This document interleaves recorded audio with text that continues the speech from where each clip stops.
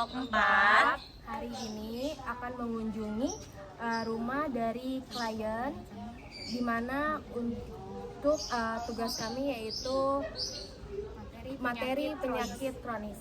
Hari ini kita akan mendatangi rumah klien. Oke, langsung aja gitu. Let's go. Tepuk sehat. Positive thinking. Makan sehat, Olahraga cukup. Work life balance. mengurangi stres, Istirahat cukup. jaga kebersihan. Sehat. Masuk. Di sini aja. Masuk.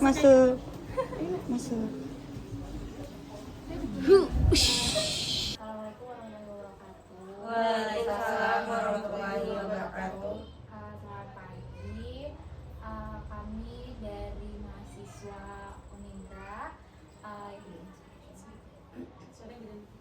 yang saat ini mendapat tugas untuk mata kuliah konseling populasi khusus. Tugas itu berupa bentuk wawancara serta observasi. Kebetulan kami mendapat materi untuk wawancara dan observasi klien yang mengalami penyakit kronisnya. Mohon maaf ganggu waktunya, dan mohon maaf apabila berkenan untuk kami beberapa saat ke depan untuk wawancara. Kapan pertama kali Bapak didiagnosis penyakit ini? Ya, kira-kira bulan Mei tahun 2015 kita didiagnosis untuk pelaksanaan operasi jantung. Pada awalnya untuk sebelum dioperasi itu akan diadakan pasang kateter, pasang ring. Ternyata setelah dicoba memasang ring udah tidak bisa lagi untuk diri saya sendiri. Kenapa? Karena penyumbatan di jantung saya itu sudah terlalu banyak, sehingga harus dilakukan dengan operasi yang namanya operasi bypass. Jadi pembelahan dada dan juga sampai ke kaki. Itu awalnya dari tahun 2015. Itu kalau boleh tahu awal mula bisa kena itu tuh seperti apa ya Pak? Awal mulanya sebetulnya juga saya juga nggak menyangka ya akan terjadi seperti itu gitu ya. Cuma setelah di analisa, ternyata ada penyumbatan yang ada di dalam diri saya yang awalnya gejalanya adalah sesak napas. Berarti untuk penyakitnya sendiri ini memang dari diri ya, bukan karena keturunan ataupun dari faktor lain gitu ya? Iya, kalau dari keturunan nggak ada ya, keturunan penyakit nggak ada. Kalau keturunan kaya kali ada ya. Amin. Banyak orang mengatakan ini dari keturunan, nggak ada. Sedangkan orang tua saya almarhum saja juga tidak seperti itu. Dan tahu-tahu gejala yang saya rasakan ya seperti itu, nyesek keluar keringat yang besar-besar gitu, segede macam kayak jagung gitu. Nah, terus juga dibarengi dengan nyeseknya napas. Awalnya ya langsung dibawa ke rumah sakit. Dan rumah sakit analisa itu ternyata harus segera dilakukan pemasangan ring awalnya. Baik, kan yang kita tahu Bapak sendiri saat ini masih bekerja ya Pak ya. Kalau dari kehidupan sehari-hari sebenarnya ada nggak sih tantangan gitu ya dalam menjalani aktivitas, ataukah memang ada aktivitas tertentu yang terpengaruhi oleh kondisi saat ini? Ya tantangannya yang pertama, saya sudah tidak bisa lagi untuk melakukan kerja keras. Contohnya dalam mengangkat hal-hal yang beratnya sampai 3 kilo saja saya udah nggak bisa. Terus juga jalan kira-kira kurang lebih 100 meter aja udah terasa leher kayak terkekik.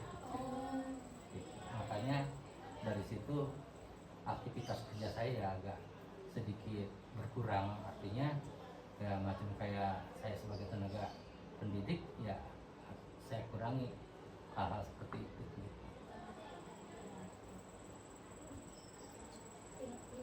Bagaimana perasaan Bapak saat pertama kali didiagnosis penyakit jantung, Pak?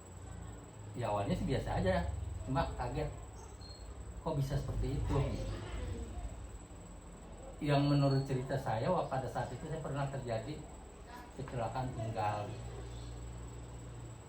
Nah di situ posisi saya pada saat itu mengendarai motor ya hampir menabrak mobil yang ada di depan gitu. Karena kita menghindar akhirnya terbalik, cuma posisi saya begini jadi telentang, posisi saya telentang. Nah dari situ kalau kata orang-orang tua kan kalau setiap kecelakaan itu walaupun berat ataupun tidak harus segera diurut ya. Dan ini kita anggap ya memang tidak ada napa-napa. Nah setelah sebulan kemudian, beberapa bulan kemudian baru terasa gitu. Ternyata yang menyebabkan jantung saya itu adalah adanya tulang iga yang sedikit menusuk jantung gitu. Jadi jantungnya kena tulang iga gitu. Itu bukan tidak patah. Berarti penyakit jantung ini awalnya disebabkan bisa jadi karena Iya. kecelakaan. Iya. Iya. Kalau boleh tahu untuk pola makannya itu gimana, Pak? Pola makannya sebetulnya ya dari dokter ya ada banyak pantangan-pantangan ya. Oh, Ya kalau saya mungkin ya sebagian saya makan gitu. Tapi juga tidak terlalu banyak. Kemungkinan juga dari anak-anak saya sendiri juga banyak yang melarang gitu kan. Cuma kalau saya ya selagi yang saya rasakan kan saya sendiri yang merasakan. iya benar. Kalau saya makan yang nggak ada Pantang. istilahnya nggak ada efek, iya saya makan. Cuma iya. macam kayak kambing, Iya. saya masih makan daging kambing. Karena satu sendiri juga tensi saya, darah saya itu sangat rendah. Kalau misalkan udah kayaknya oleng gitu ya kita makan daging kambing ya alhamdulillah hilang. Jadi banyak yang dipantang macam kayak santan, macam kayak gorengan-gorengan. Yang berlebihan. Iya.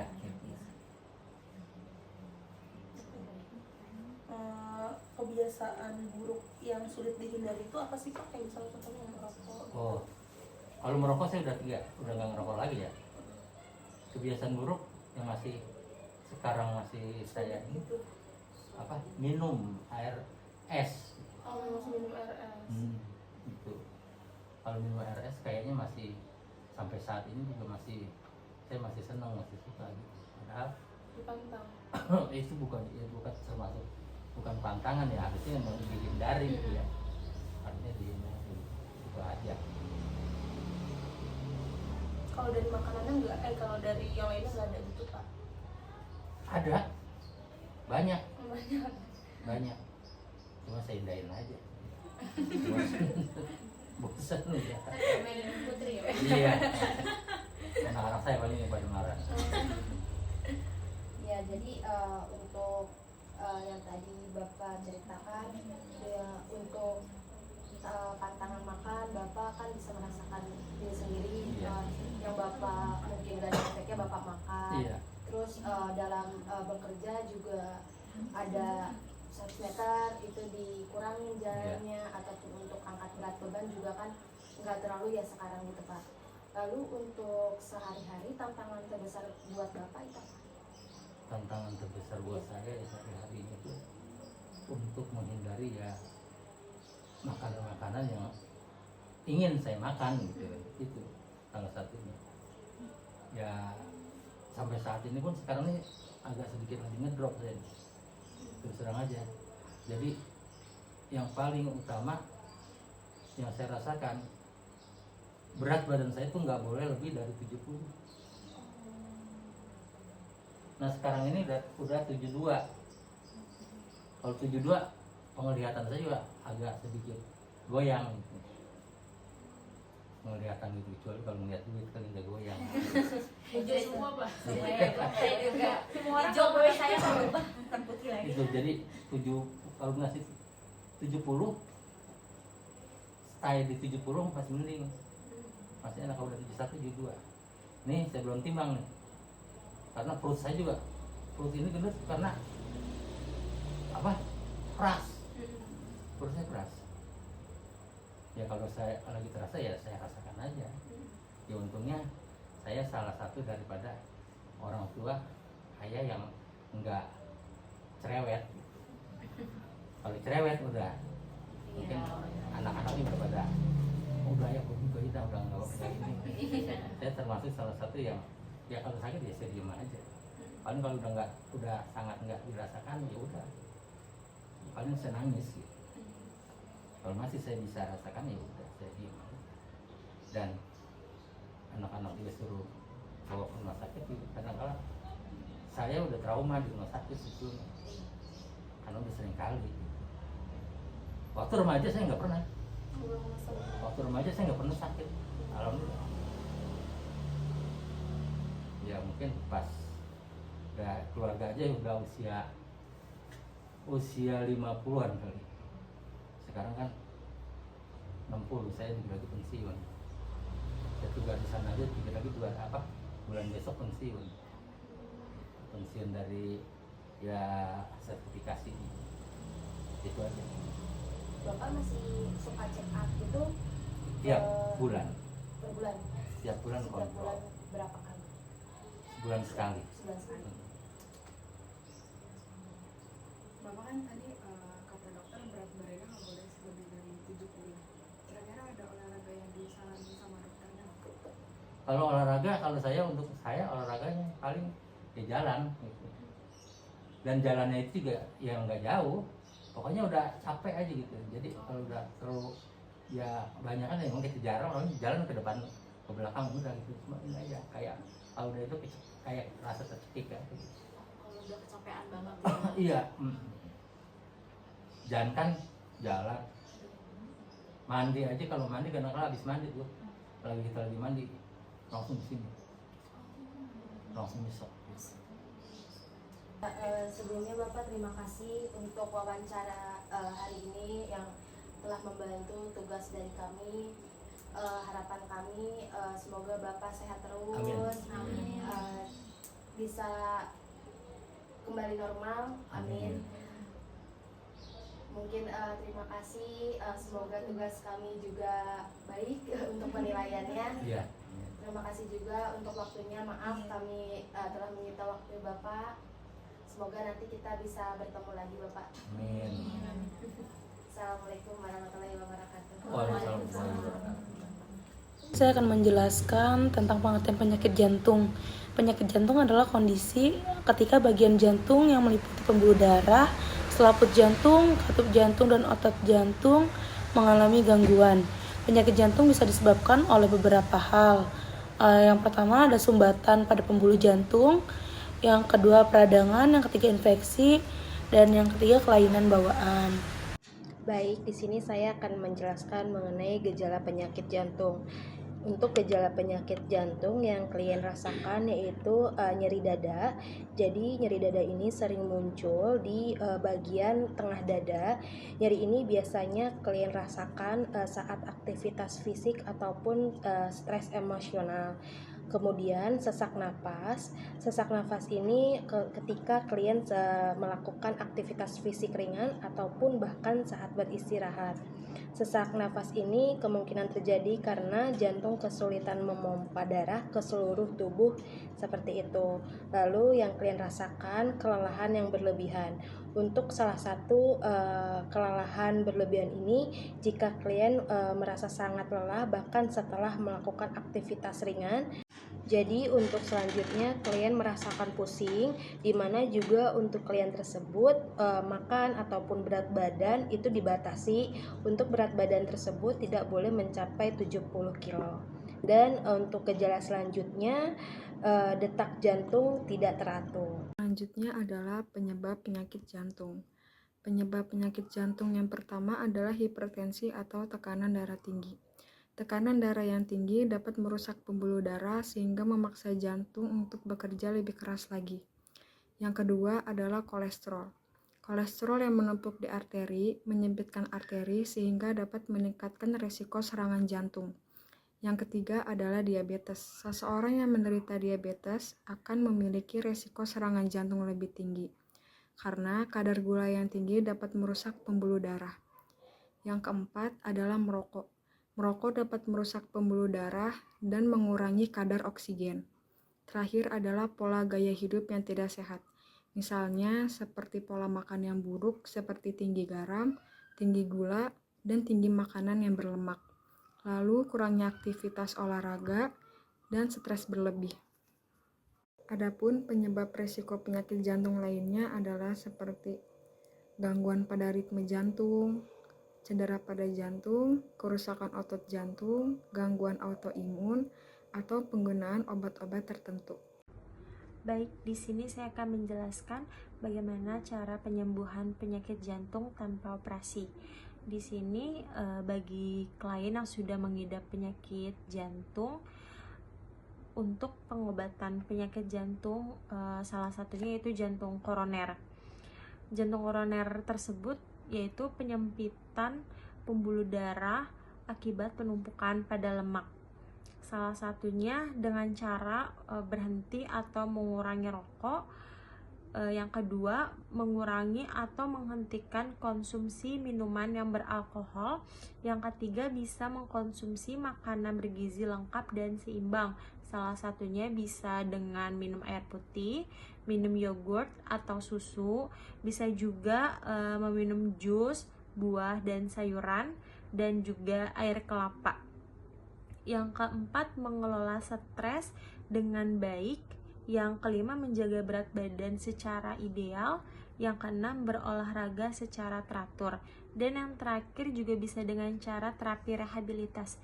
Terapi rehabilitas juga dapat menjadi salah satu penanganan bagi penderita penyakit jantung yang bertujuan untuk memastikan keberhasilan perubahan pola hidup.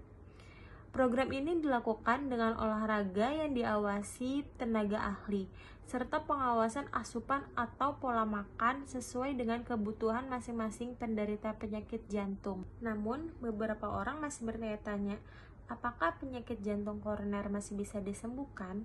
Pada dasarnya, penyakit jantung tidak bisa disembuhkan sepenuhnya. Pasalnya, kerusakan pada dinding pembuluh darah, arteri, dan otot jantung sudah tidak dapat kembali normal. Seperti yang telah diketahui, pasien yang terkena penyakit jantung tidak bisa sembuh total. Hal yang terbaik yang bisa dilakukan adalah mencegah kondisi penyakit jantung agar tidak semakin parah maupun terjadinya komplikasi. Kematian dunia. Pencegahan penyembuhan pembentukan gaya hidup sehat yang mencakup pola makan, aktivitas fisik, serta pengelolaan stres. Berikut adalah langkah-langkah yang dapat dilakukan untuk mencegah penyakit jantung. Yang pertama itu adalah pola makan sehat, itu memperbanyak konsumsi sayuran dan biji-bijian seperti kandungan serat, vitamin, dan mineral di dalam baik untuk kesehatan jantung. Terus kurangi lemak, jenuh, dan trans. Hindari makanan cepat saji, makanan olahan, serta gorengan. Gantilah dengan lemak sehat seperti minyak zaitun dan alpukat. Terus untuk batasi konsumsi garam terlalu banyak. Garam dapat meningkatkan tekanan darah yang berisiko pada jantung. Yang kedua, aktivitas fisik rutin. Itu lakukan olahraga minimal 30 menit sehari seperti jalan kaki, bersepeda, berenang, atau jogging. Terus aktivitas fisik membantu menjaga berat badan ideal dan meningkatkan kesehatan pembuluh darah. Yang ketiga, hindari merokok dan alkohol. Rokok dapat merusak pembuluh darah dan meningkatkan risiko penyakit jantung.